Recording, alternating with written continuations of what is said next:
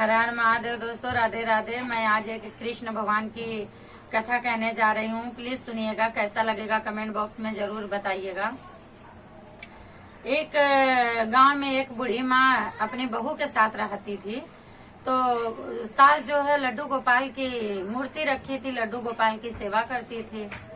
तो एक दिन सास को किधर तीर्थ यात्रा में जाना था। तो सास बोली कि मुझे तो तीर्थ यात्रा में जाना है, मेरी सारी सहेलियां लोग जा रही हैं, अगर मेरे लड्डू गोपाल की सेवा बहू से बोली कि कर लेती तो मैं भी चली जाती। तो बहू बोली कि ठीक है माता जी, कैसे आप सेवा करती हो बताओ, मैं लड्डू गोपाल की सेवा करूंगी और आप जाओ तीर्थ हो आओ। तभी सासू माँ बोली बहू सुबह नहा के आना, तभी ठाकुर जी के सामने 3 ताली बजा के उसके बाद उनको उठाना, सुंदर उनका स्नान करना और उनको सुंदर श्रृंगार उनका करना। उसके बाद दर्पण दिखाना। जब भी ठाकुर जी मेरे ठाकुर जी मुस्कुराने लगेंगे तभी उनको भोग लगा देना। तभी बहू बोली ठीक है माता जी आप जाइए, मैं समझ गई।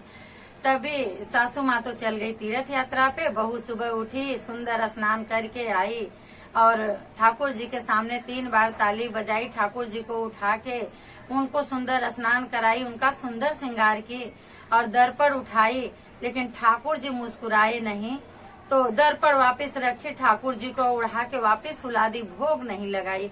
क्योंकि सासू माँ बोली थी मेरे ठाकुर जी मुस्कुराएंगे तो भोग लगा देना। तो ठाकुर जी मुस्कुराए नहीं। बहू को तो पता नहीं था, ज्ञान नहीं था, बहू पूजा नहीं करती थी। तभी सुला के वापस चली गई, अपना काम करने लगी। वापस आई दोपहर में।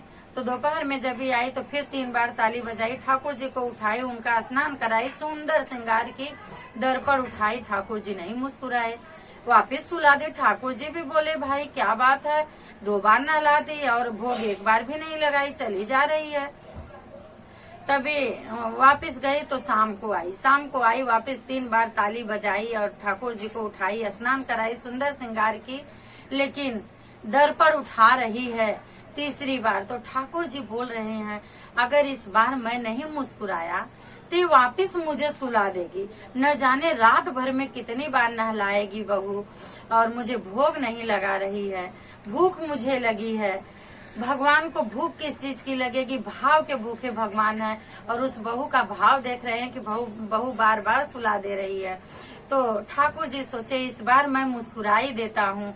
जैसे ही श्रृंगार करके वो दर्पण उठा रही है, वैसे ही ठाकुर जी के मूर्ति में से 2 दांत बाहर निकल आया। जैसे 2 दांत बाहर निकला वैसे ही बहू भोग लगा दी। तो ठाकुर जी बोले अगर यही मैं पहले किया होता तो मुझे 3 बार नहाना नहीं पड़ता, पहले ही बार में बहू भोग लगा देती मेरा। उसके बाद में बहू गई, फिर कल आई, कल वापस 3 बार ताली बजाई, उठाई, स्नान कराई और सुंदर श्रृंगार की। और श्रृंगार के बाद जैसे ही दर्पण उठा रही है, ठाकुर जी बोले अगर आज पहली बार ही दांत दिखा दूंगा तो 3 बार नहाना नहीं पड़ेगा। ठाकुर जी पहले ही बार दर्पण उठाते ही तुरंत 2 दांत दिखा दिए, बहू तुरंत भोग लगा दी। तो ठाकुर जी बोले मेरे भक्तों, कितने मेरे भक्त कैसे हैं, कितने इनके अंदर भाव है कि बहू को इतना ज्ञान नहीं है, दांत देखी तभी भोग लगाई। उसके बाद में बहू भोग लगा के तो चली गई। फिर कल आई बहू, फिर ऐसे बहू ठाकुर जी की सेवा करने लगी। 8 दिन बीत गया। अभी सासू माँ आई तो सासू माँ बोली कि बहू अभी तुम रहने दो, मैं ठाकुर जी की सेवा अपने करूंगी। तो बहू बोली ठीक है सासू माँ, अब तो आप आ गई हो, आप करो, मैं दूसरा काम करती हूँ अपना। तो उस दिन माँ जी उठी, 3 बार ताली बजाई, ठाकुर जी को उठाई, स्नान कराई, सुंदर श्रृंगार की। जब भी सासू माँ दर्पण उठा रही है तभी मूर्ति में से आवाज आ रही है माँ तुझे सेवा मेरी करने नहीं आती। माँ बहू कहाँ गई, बहू बहुत अच्छा सेवा करती, बहुत अच्छा पूजा करती है। तभी सासू माँ बहू को बुलाई, बहू आओ देखो कैसी आवाज आ रही है ठाकुर जी के मूर्ति में से, ये कैसी लीला है प्रभु की मैं नहीं समझ पाई। बहू तू कैसे ठाकुर जी की पूजा करती थी? तो बहू बताई माँ आप जैसे बताए थे मैं वैसे ही पूजा की।